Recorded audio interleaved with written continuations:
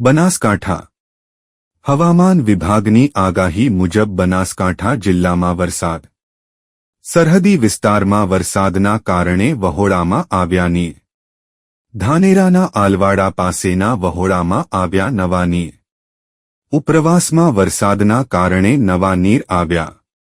નવા નીર આવતા ધાનેરાના ખેડૂતોમાં ખુશી.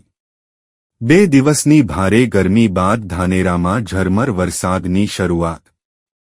પાલનપુરમાં લોડ કલાકમાં 2 ઇંચ જેટલો વરસાદ.